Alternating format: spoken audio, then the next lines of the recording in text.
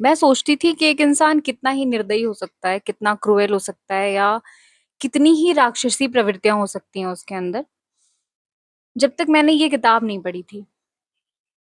इस किताब को पढ़ने के बाद मुझे लगता है कि कुछ भी हो सकता है। वो घटियापन कितने भी हद तक जा सकता है, जिसकी हम कल्पना भी नहीं कर सकते। अ, मैंने अभी 3-4 दिन पहले रेत की मछली खत्म की है, और गुनाहों का देवता मैं 1 साल पहले पढ़ चुकी हूँ। अब मुझे लगता है कि गुनाहों के देवता शोभन, चंदर, धर्मवीर भारती, जो मन चाहे कह लें, उससे नीच और उससे घिनौना इंसान कोई नहीं हो सकता। या और भी होंगे हमारे आसपास जो हमें पता नहीं होते, और बहुत सारी सुधा और बहुत सारी कुंतल ऐसे घूम रही होती हैं। शायद इसमें बहुत ज्यादा गुस्सा दिखेगा, क्योंकि बहुत ज्यादा गुस्सा है मुझे ये किताब पढ़ने के बाद।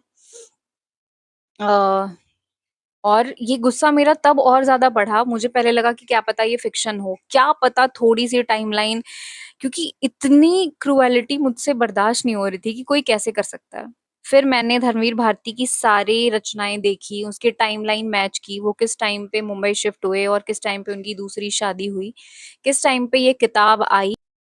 अब मुझे लगता है कि कैसे कोई, मतलब इतना अपनी बहन के साथ इतनी सारी चीजें अपने ही घर में अपनी पत्नी के सामने, जो 8 मंथ प्रेग्नेंट है, कैसे।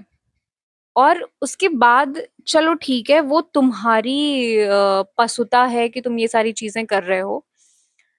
पता है मुझे सबसे घटिया बात क्या लगी धर्मवीर भारती की, या गुनाहों का देवता कह लें या शोभन कह लें, जो भी, जो मन चाहे कह लें, कि उनकी पत्नी ने जब उन्हें अपना सबसे बड़ा ट्रॉमा बताया कि आनंद जी ने उनके साथ क्या किया, उस टाइम वो इंसान बहुत ही नॉर्मल था, बहुत ही कैजुअली चीजें ली। और जब उसको मौका मिला, उसने उस चीज को इतनी गंदी तरह रिप्रेजेंट किया सबके सामने कि वो कुंतल को नीचा दिखा सके, ताकि वो अपनी सारी फैलाई हुई गंदगी को छिपा सके।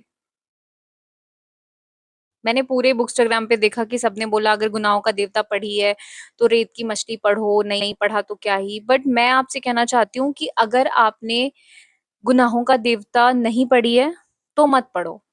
आप पहले रेत की मछली पढ़ो, फिर आप सोचो कि क्या एक ऐसे इंसान के द्वारा लिखी हुई चीजें आप पढ़ सकते हैं। तो जाएं, इस किताब को खोज कर सबसे पहले पढ़ें, और प्लीज मुझे बताएं कि आपको कैसा फील हो रहा है।